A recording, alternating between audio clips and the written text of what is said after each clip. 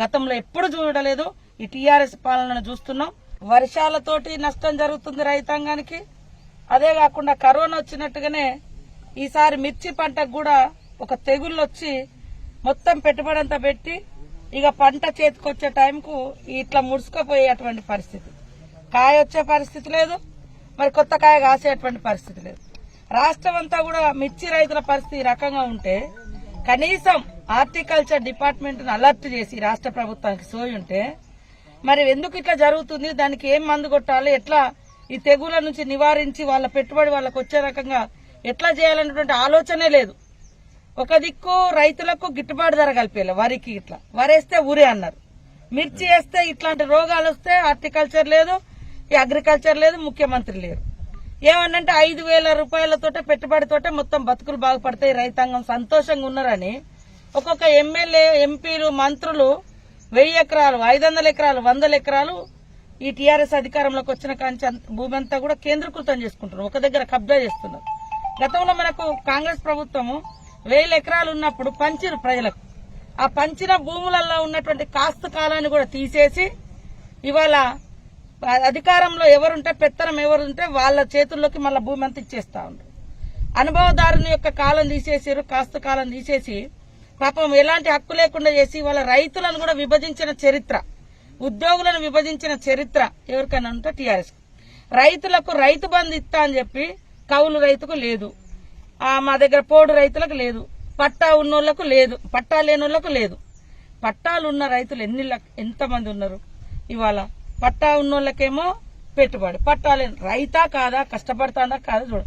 కొంతమంది పట్టాలు లేవా, నువ్వు ఇచ్చే 5,000 ఈ ఎకరం పెట్టుబడికి 1,00,000 రూపాయలు పెట్టిండు, ఈ మిర్చికి 1,00,000 రూపాయలు పెట్టిండు, కానీ వాళ్ళ ఏం లాభం లేదు. మీరు ఇచ్చేటువంటి 5,000 వడ్డీకే పోతుంది, ఏది రుణమాఫీ జరగక దానికి వచ్చేటువంటి వడ్డీకే పోతుంది. ఎక్కడ సంబరాలు చేసుకుంటున్నారు? నిజంగా కొంచెమైనా సిగ్గుపడాలి. మీ సంబరాలను రైతుల సంబరాలుగా ముద్ర వేసి రైతులందరూ బాగున్నారని భ్రమ కల్పించి తద్వారా పాజిటివ్ వేవ్ అని క్రియేట్ చేసుకుందామని చూస్తున్నాం. పాజిటివ్ లేదు, నీకు పాడగట్టే వేవ్ వస్తుంది.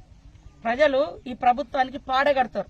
ఇవాళ రైతుల ఆత్మహత్యలు, నిరుద్యోగుల ఆత్మహత్యలు, అసలు చరిత్రలో ఉద్యోగుల ఆత్మహత్యలు చేసుకున్న సందర్భాలు లేవు ట్రాన్స్ఫర్ల కోసం. వాళ్ళు కూడా ఇవాళ బదిలీల పేరుతో బలైపోతున్నటువంటి పరిస్థితి. కాబట్టి సంబరాలు మానుకొని ఈ రైతాంగ సమస్య అర్థం చేసుకుని వాళ్ళ మిర్చి రైతులకు, అదే విధంగా వరి చూస్తే వరేస్తే ఊరే అన్నాడు ముఖ్యమంత్రి గారు. 100 ఎకరాలలో వరేసాడు, మొత్తం వీడియోలు బయటకు వచ్చినాయి. వాళ్ళకంటే ఊరంతా ఉల్లిగడ్డొద్దన్న కానీ మనకొద్దన్న అనే సామెత నడుస్తుంది ఇప్పుడు. దాన్ని ఇవాళ మిల్లర్ల కాడికి తీసుకపోతే ఇన్ని కష్టపడి మిల్లర్ల కాడికి తీసుకపోతే 15 కిలోలు 12 కిలోలు కట్ చేస్తే ప్రభుత్వం కనీసం ఒక మిల్లర్లతో రివ్యూ పెట్టి ఎందుకు కట్ చేస్తున్నారు, కొనుగోలు సెంటర్ కాడ కొన్నాక మళ్ళీ మిల్లు కాడ ఎందుకు ఆపుతున్నారు అని మందలు ఇచ్చినటువంటి పరిస్థితి లేదు. రైతాంగం అర్థం చేసుకోవాలి. ఆత్మహత్యలు కాదు, మన తెలంగాణ గడ్డ, పోరాటాల గడ్డ.